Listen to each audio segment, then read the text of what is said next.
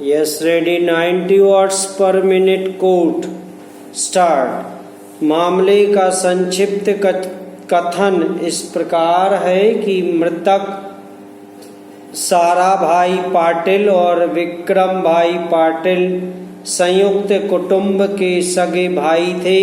विक्रम भाई की मृत्यु वर्ष 1995 में हुई। विक्रम भाई के दो पुत्र अर्थात नितेश और दीपेश थे।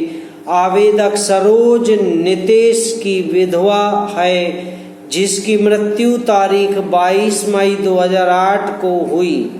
साराभाई पाटिल के दो पुत्र अर्थात प्रमोद और गोविंद थे। विक्रम भाई की मृत्यु के पश्चात उनके पुत्र नितेश और दीपेश की देखभाल साराभाई द्वारा की जा रही थी। वे संयुक्त कुटुंब गठित करते थे। आवेदक का संयुक्त कुटुंब कारोबार था। आवेदक के पति मृतक नितेश पाटिल संगम कार्यालय के कारोबार की देखरेख करते थे। आवेदक सरोज के पति की मृत्यु के पश्चात इसका ग्रहण प्रत्यार्थी संख्या 1 प्रमोद पाटिल द्वारा किया गया। इस प्रकार उसके पास आय का कोई स्रोत नहीं था, इसलिए आवेदक सरोज द्वारा घरेलू हिंसा से महिला संरक्षण अधिनियम की धारा 12 के अधीन आवेदन फाइल किया गया। यह 2012 के PWDD मामला संख्या 3 के रूप में दर्ज किया गया। सिवनी के विद्वान प्रथम वर्ग न्यायिक मजिस्ट्रेट ने दोनों पक्षकारों के साक्ष्य अभिलिखित किए और भागतः याचिका मंजूर की। प्रत्यार्थियों को तारीख 11 जून 2012 के आदेश की तारीख से 1 मास की अवधि के भीतर आवेदक सरोज पाटिल को सिवनी के पाटिल संगम कार्यालय का कब्जा वापस देने का निर्देश दिया गया। 30,000 रुपये के मासवार भरण पोषण के उसके दावे को खारिज किया गया। गैर आवेदक संख्या 1 प्रमोद पाटिल ने आवेदक सरोज को पाटिल संगम कार्यालय का कब्जा वापस देने की चुनौती देते हुए 2012 की दांडिक अपील संख्या 54 फाइल की। आवेदक सरोज ने 30,000 रुपये प्रति मास भरण पोषण की मंजूरी से इनकारी की चुनौती देते हुए 2012 की दांडिक अपील संख्या 84 में JMFC के विनिश्चय को चुनौती दी।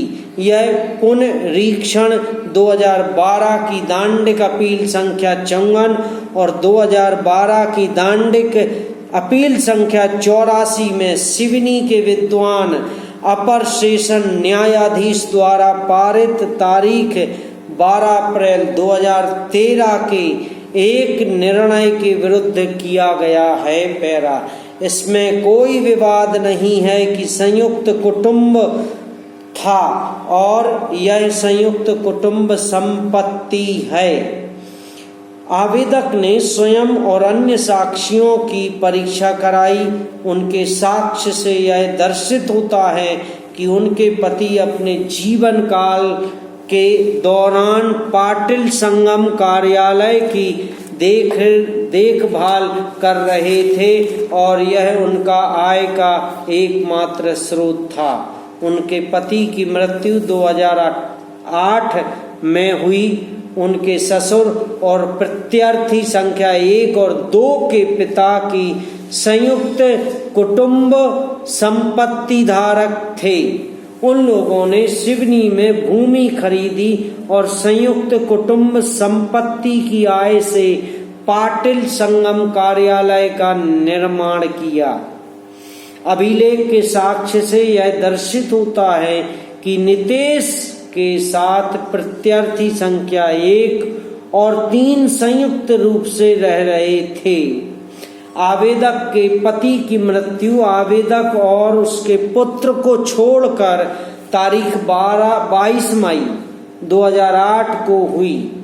प्रत्यार्थी संख्या 1 बड़ा पुत्र होने के कारण अपना कारोबार आरंभ किया और कुटुंब में कुछ मतभेद होने के पश्चात वर्ष 1997 में संयुक्त कुटुंब छोड़ दिया और स्वयं संयुक्त कुटुंब संपत्ति के उपार्जन की सहायता से विस्फोटक विनिर्माण, खदान पट्टा आदि का लाइसेंस अभी प्राप्त कर कारोबार करने लगा। समाप्त।